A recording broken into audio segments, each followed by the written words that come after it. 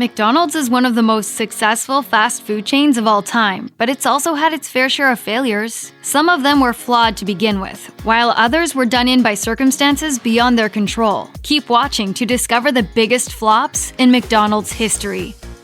Way back in the 80s, McDonald's decided to up its cachet by adding some continental swagger to its humble homegrown burgers and fries. Banking on the idea that everybody loves pasta, the chain launched a spaghetti and meatballs meal that went by the name of McSpaghetti. But despite the general popularity of spaghetti, it was difficult to convince customers why they should order Italian pasta with tomato sauce at a burger joint. Anyone can make spaghetti at home, while it's a lot harder to reproduce Big Macs and McDonald's fries. McDonald's learned this lesson fairly quickly, and McSpaghetti was discontinued when it was still in its al dente phase. If you feel you somehow missed out on this historic flop, you should know that tomato sauce doused McSpaghetti still lives on in the Philippines. Considerably closer to home, the largest McDonald's restaurant in the world, which is in Orlando, Florida, also offers McSpaghetti and other McPasta dishes such as lasagna and fettuccine alfredo to curious customers. In 1989, McDonald's bet on Italy once again when it rolled out the McPizza. At the time, the chain was trying to bolster its lackluster dinner time business. With pizza sales growing at a rate of 10% a year, McDonald's decided to take on reigning champ Pizza Hut. As it prepared for battle, McDonald's invested heavily in pizza artillery. Efforts ranged from remodeling kitchens with special ovens and warming bins to expanding drive-thru windows to widths compatible with pizza boxes. The company even created a patented oven that used superheated air to bake a crispy crusted pizza in 5.5 minutes flat. In response, Pizza Hut promptly started airing primetime commercials that mocked McDonald's pizza dough as McFrozen. Despite its valiant efforts and sophisticated technology, McDonald's was waging a losing battle. It took 11 minutes to cook the made-to-order slow-baking pies. This was a small eternity for a restaurant whose entire philosophy revolved around speedy service. Even though it scaled down the family-sized pizzas to more fast food-friendly individual pies, McPizza struggled to survive and didn't last long in most locations. In 2017, the last two McPizza selling outposts removed them from their menus, thereby surrendering McDonald's stake in the pizza wars. My guess is corporate just found out they were still selling them.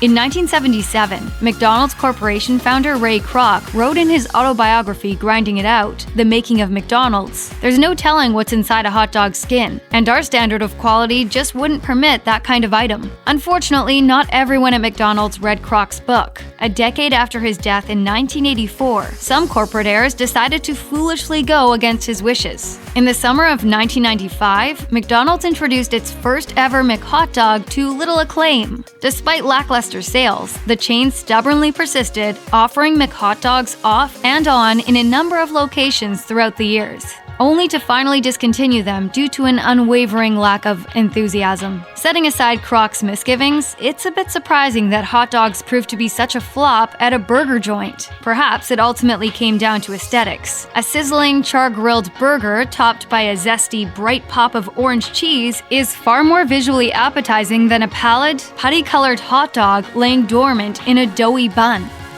In the early 60s, McDonald's restaurants in certain markets were taking a financial hit due to Catholics abstaining from eating meat on Fridays. One franchisee, Lou Groen, owned a McDonald's in Cincinnati, whose population at the time was 87% Catholic. His solution was the unsinful burger alternative of a battered halibut and cheese sandwich. When Groen took his idea to Ray Kroc, the latter hated the thought of his stores stinking like fish. But part of his reaction may have also been due to the fact that he had his own non-meat alternative, the Hula Burger. This vegetarian sandwich featured a slice of grilled pineapple with 2 slices of cheese on a toasted bun. In the spirit of competition, Kroc challenged Groen to a culinary duel. On Good Friday in 1962, both sandwiches would be sold side by side at select locations, with the winner being added to the McDonald's menu. At the end of the day, the results were irrefutable. Hula Burger 6, Filet-O-Fish 350. The Filet-O-Fish went on to become a nationwide bestseller,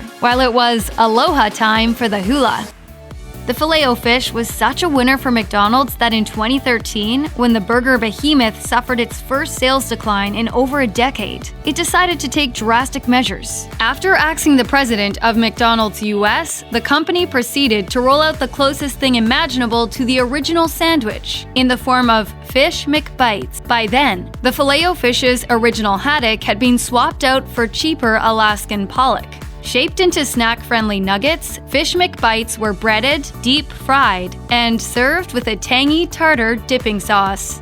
At the time, McDonald's was getting a lot of flack from health advocacy groups who accused the chain of encouraging kids to eat junk food. In response, McDonald's added Fish McBites to its Happy Meals while reducing the fries and adding apple slices. The chain also sought to seduce adults by offering 3 sizes of packaging, the better with which to share the nuggets or eat them on the go. Yet, despite all the ongoing love for the Filet-O-Fish, the relative health benefits of deep-fried pollock, and the many conveniences of bite-sized items, customers just didn't take the bait. After their February 2013 launch, Fish McBites were discontinued later that same year due to poor sales.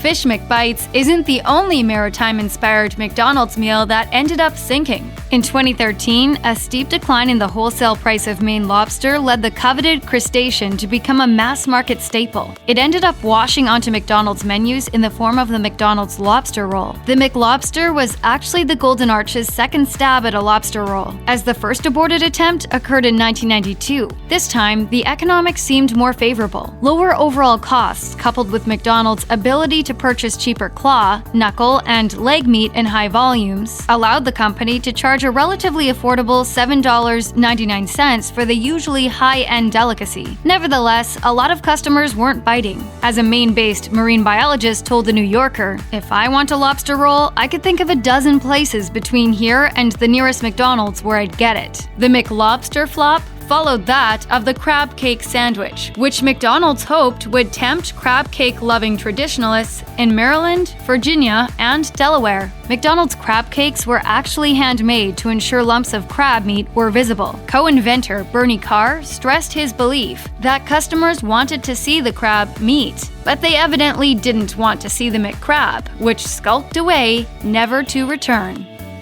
Although McDonald's is always on the prowl for the next successful McProduct, some McNovelties are less about substance and more about style. Case in point, the McDLT. By the time the 80s rolled around, McDonald's was apparently receiving complaints about the swamp-like ecosystem that emerged after placing soggy vegetables onto an otherwise crispy burger and toasted bun. Its seemingly brilliant solution was to completely overhaul the burger biome by creating the McDLT. A pioneering example of user-friendly interactive food, the McDLT was a McDonald's burger with the typical lettuce and tomato, but deconstructed via a specially designed styrofoam container with 2 compartments. One contained the toasted bottom bun and grilled burger, while the other held the top bun, cheese, toppings, and condiments. The idea was that you could assemble your own burger right before taking a bite out of it. In doing so, you'd preserve the textural integrity of both the hot, grilled components and the fresh, crispy ones. Alas, the McDLT also featured some notable design flaws. Lumping the cheese in the cool compartment prevented it from melting deliciously on top of the burger. And even in the gas-guzzling Reagan years, all that nasty styrofoam was already considered environmentally unfriendly. Ultimately, not even Jason Alexander singing the praises of the McDLT could stave off rapid extinction. This could be the best tasting lettuce and tomato hamburger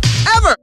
Sometimes it pays to stick to what you know best, which McDonald's should have realized when it decided to infringe upon KFC's hallowed territory with the launch of the Mighty Wing. Originally introduced in 1990, Mighty Wings were discontinued in 2003 before plans were laid for an epic comeback in 2013. Following a year of testing and tweaking, McDonald's was so sure that its revived poultry product would fly that it stocked up on 50 million pounds of wings. Actually, I think it tastes a little bit like KFC, is what I would compare it to. Yet despite all the careful prep work, Mighty Wings suffered from hewing a little too true to their name. Aside from significantly heavy breading, the wings were also apparently too mighty spicy for some tastes. Ultimately though, the wings' main failure were their mighty prices. At more than $1 per wing for orders under 10 wings, the price wasn't exactly the most competitive on the market. In the end, sales were so dismal that McDonald's was left literally holding the bag. A bag that was filled with 10 million frozen bone-in chicken wings. Franchises tried to mitigate their losses by holding clearance sales. Many reduced the prices of their wings to 60 cents, which turned out to be a mighty good deal.